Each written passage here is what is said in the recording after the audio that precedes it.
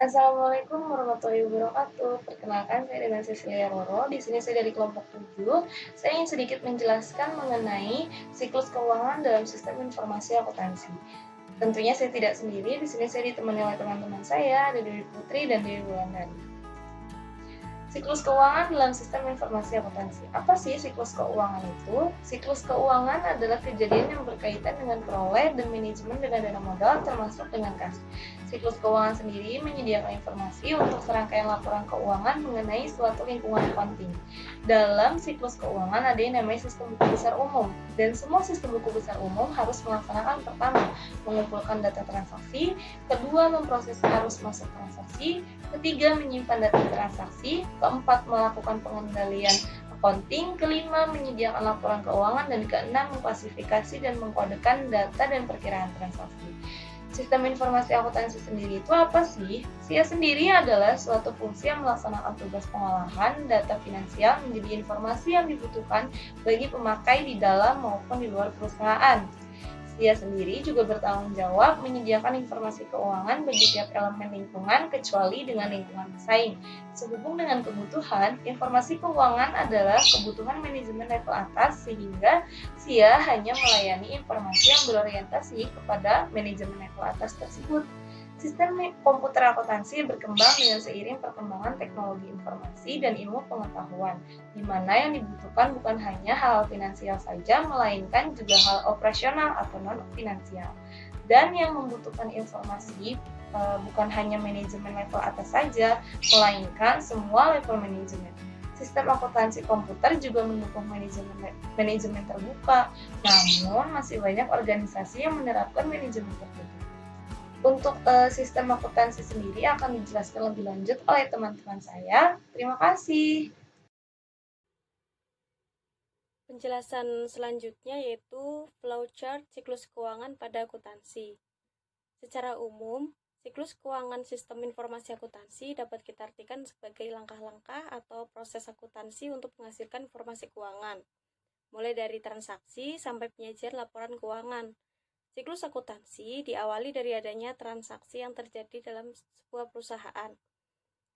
Transaksi juga dijadikan sebagai titik awal untuk memulai proses akuntansi, atau dengan kata lain, ada tidaknya aktivitas pencatatan akuntansi sangat bergantung kepada ada tidaknya transaksi yang dilakukan perusahaan.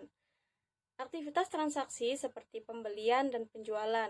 Selanjutnya, transaksi yang dilakukan perusahaan harus memiliki bukti dokumentasi.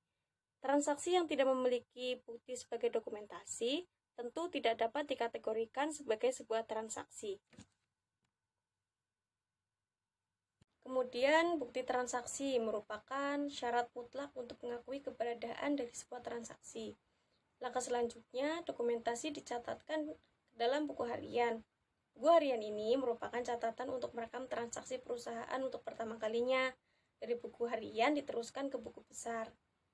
Buku besar digunakan untuk mengklarifikasikan perkiraan per jenis. Apabila kita belum mendapatkan informasi yang lengkap dalam buku harian tentang mutasi dari sebuah perkiraan, maka dalam buku besar umum ini kita sudah dapat mengetahui mutasi setiap jenis perkiraan. Di samping buku besar umum, buku besar pembantu yang digunakan untuk cross-check dengan buku besar umum, buku besar pembantu ini dasar pencatatannya adalah langsung dari bukti asli sehingga daya kontrolnya terhadap buku besar cukup tinggi.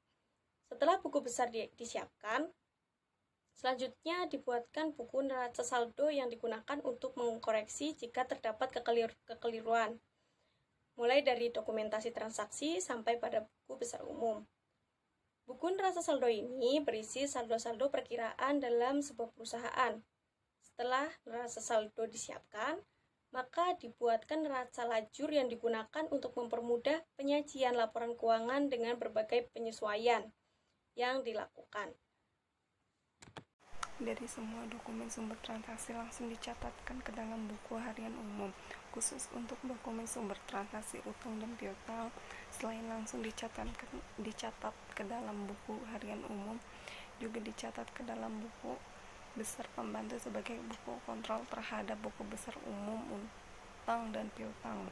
Proses selanjutnya setelah dicatatkan ke dalam buku harian umum adalah memposting semua perkiraan ke dalam buku besar umum, saldo utang, dan piutang. Dalam buku besar umum akan dibandingkan dengan saldo utang dan piutang dalam buku besar pembantu. Proses selanjutnya setelah dari buku besar umum dapat dihasilkan catatan akuntansi berupa neraca saldo dan laporan keuangan. Dengan demikian, proses akuntansi berbasis komputer jauh lebih singkat dan dapat menghasilkan laporan keuangan.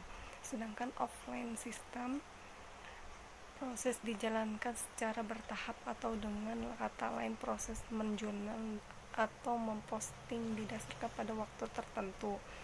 Sekian penjelasan dari kami kelompok 7. Wassalamualaikum warahmatullahi wabarakatuh.